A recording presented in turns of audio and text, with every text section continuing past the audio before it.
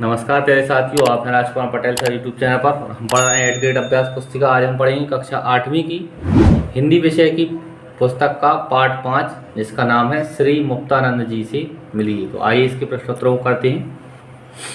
प्रश्न पहला है, श्री मुक्तानंद जी से मिलिए पाठ किस विधा का है? तो इसमें सी ऑप्शन सही है, व्यंग्य विधा का यह पाठ है।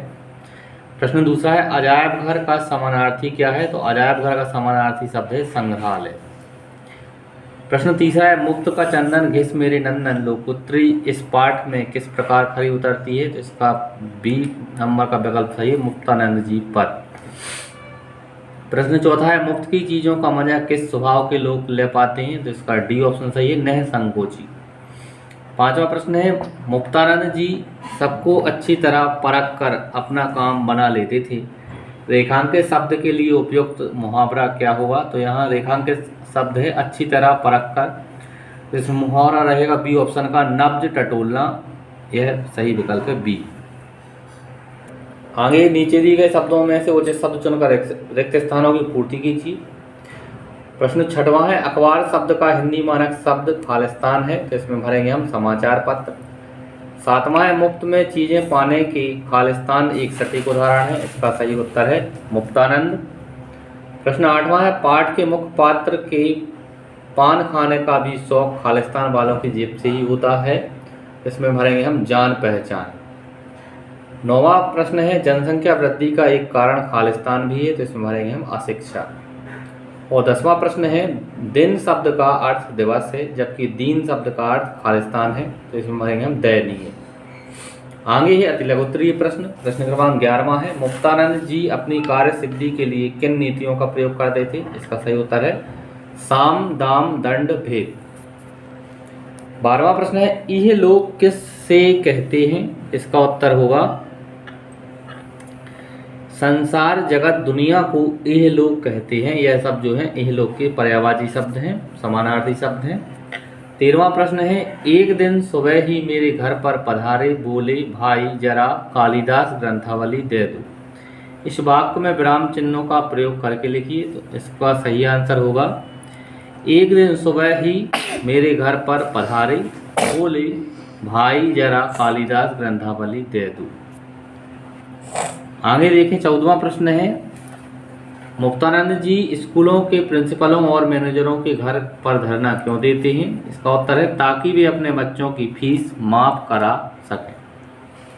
लघुत्तरीय प्रश्न है। प्रश्न क्रमांक 15वां है, माले मुक्त दिले बेरहम कहावत के 3 उदाहरण दीजिए। इसका उत्तर है दावत का झूठा निमंत्रण पाकर बीमार होते हुए भी मुक्तानंद जी का वहां जाने का निर्णय।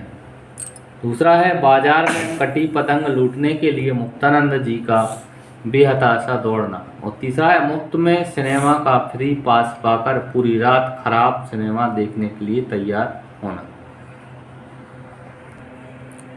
प्रश्न 16वां है, समाचार पत्र पढ़ने के क्या लाभ हैं?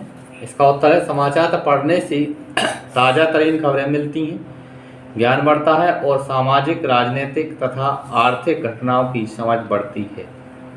17वां प्रश्न, मुक्तानंद जी मांगकर लाई गई पुस्तकों को अलमारी में बंद करके क्यों रखते हैं? इसका उत्तर है मुक्तानंद जी मांगकर लाई गई पुस्तकों को अलमारी में इसलिए बंद रखते हैं ताकि वे बिना खर्च किए हमेशा उनके पास रहें।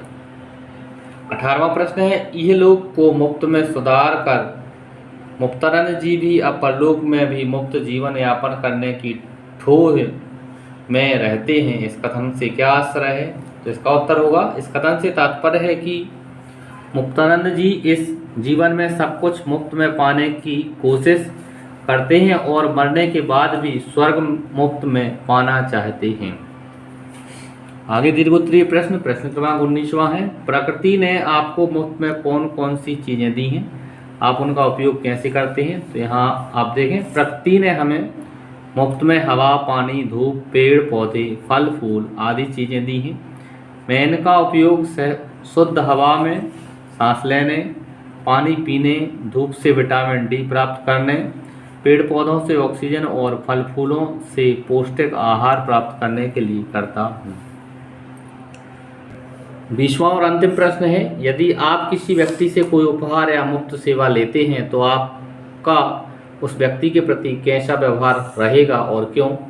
इसका उत्तर लिखा है हमने, यदि मैं किसी व्यक्ति से कोई उपहार या मुफ्त सेवा लेता हूं तो मेरा उस व्यक्ति के प्रति आभार और सम्मान का व्यवहार रहेगा। उसने अपने संसाधनों से मुझे लाभ पहुंचाया है और इसके लिए मेरा कर्तव्य है कि मैं उसका आभार व्यक्त करूं और उसके प्रति सम्मान दिखाऊं। इस तरह से प्यारे छात्रों, इस वीडियो के माध्यम से हमने पार्ट 5 के प्रश्नोत्तरों को पूरा किया। उम्मीद है आपको यह वीडियो अच्छा लगा होगा। आगे के पार्ट के लिए आप हमारे चैनल को सब्सक्राइब करें, वीडियो को लाइक करें। धन्यवाद। जय हिंद, वंदे मातरम।